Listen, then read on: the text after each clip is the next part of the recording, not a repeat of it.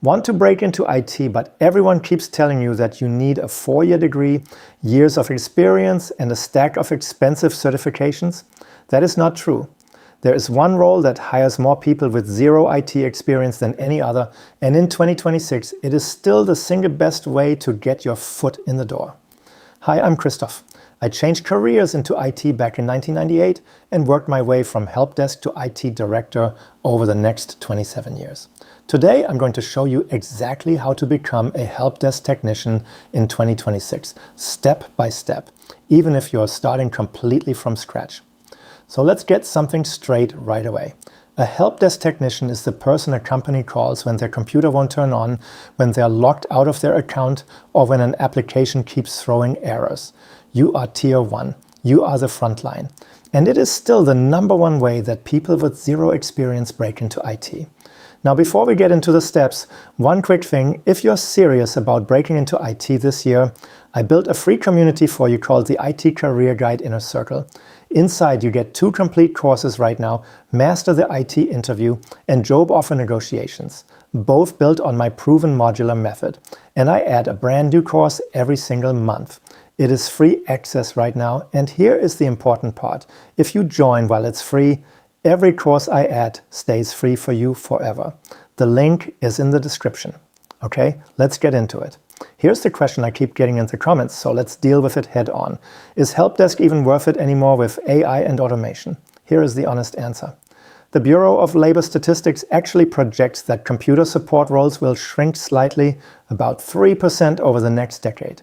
But, and this is the part nobody mentions, there are still roughly 50,000 openings every single year. Why? Because Helpdesk is a revolving door in the best possible way. People do not stay. They get promoted. They move into networking, security, systems administration, the cloud. That constant churn is exactly why the door stays open for you.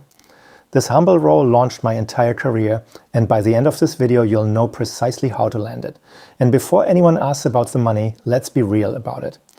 The median pay for computer support roles sits right around $60,000 a year, and entry-level tier 1 usually starts somewhere in the $40,000 to $50,000 range. That is a genuinely solid starting wage for a job you can land without a degree. And once you're in, tier 3 specialists and team leads regularly push past $80,000. So Helpdesk pays you a real salary while it launches you towards something bigger. Step 1. Understand what you actually need, and just as importantly, what you don't.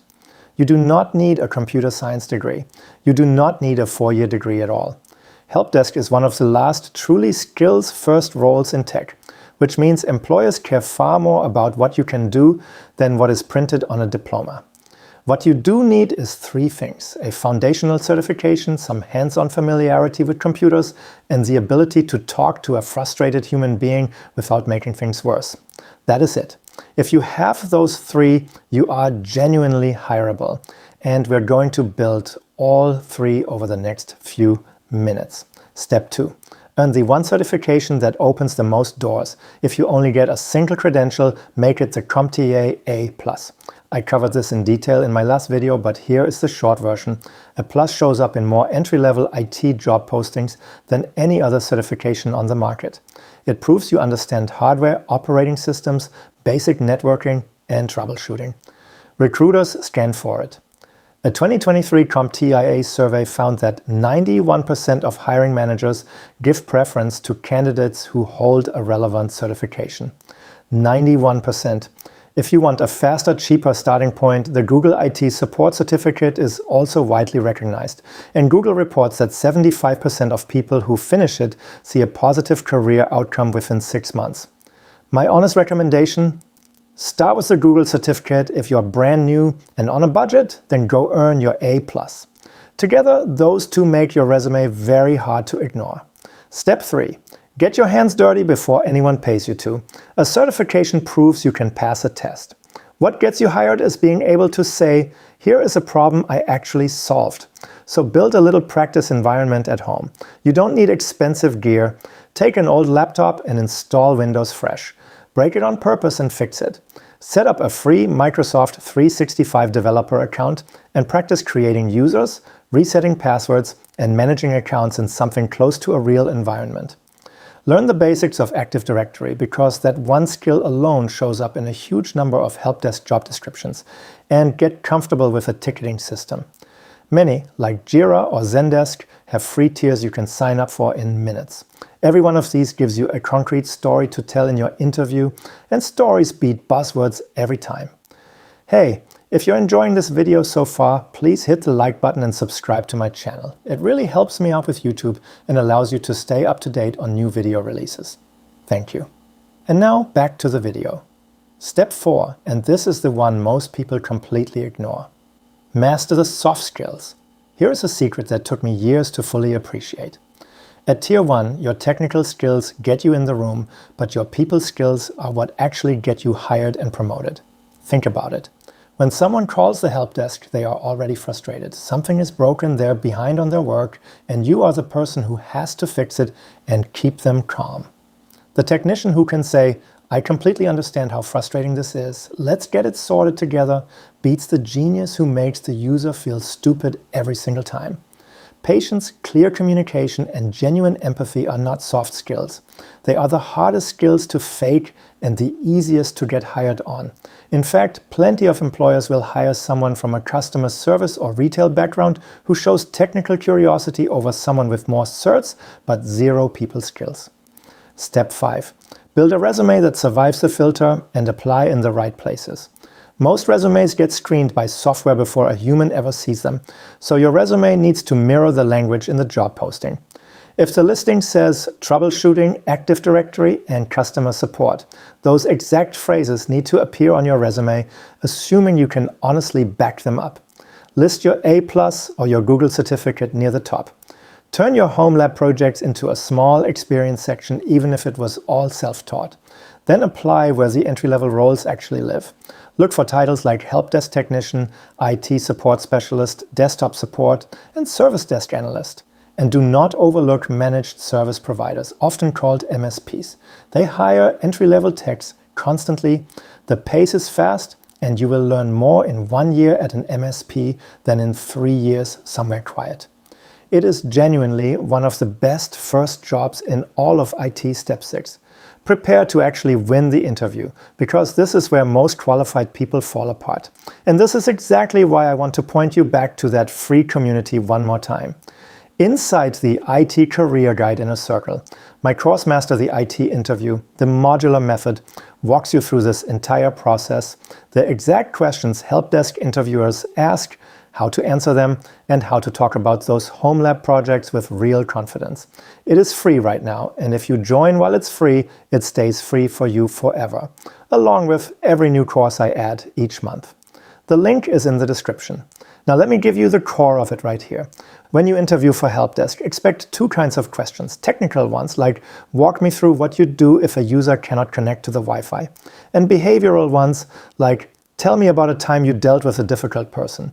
For the technical questions, talk through your process out loud step by step, because they care more about how you think than whether you land on the perfect answer. Let me actually show you what that sounds like. Take that Wi-Fi question. Do not just blurt out a fix. Walk the ladder out loud. Say, first I would find out whether it is just this one person or the whole office, because that tells me right away if it is their device or the network itself. Then I would confirm Wi-Fi is switched on and they are connected to the right network. I would have them forget the network and reconnect, double-check the password, and toggle airplane mode off and on. And if they still cannot connect, I would test another device on that same network to isolate where the problem actually lives. See what I did there? I did not memorize an answer. I showed a process, calm and logical. That is exactly what gets you hired. For the behavioral ones, this is where your customer service background becomes pure gold. And whatever you do, end the interview by asking a thoughtful question of your own. It signals that you actually want this role, not just any paycheck. And before we recap, I want to leave you with this, because I think it is the most important part. I started exactly where you are right now. My very first job in IT was Helpdesk. I was the guy resetting passwords and answering the same questions over and over. And honestly, there were days it felt like a role I would never escape from. But Helpdesk was never the destination, it was the launchpad.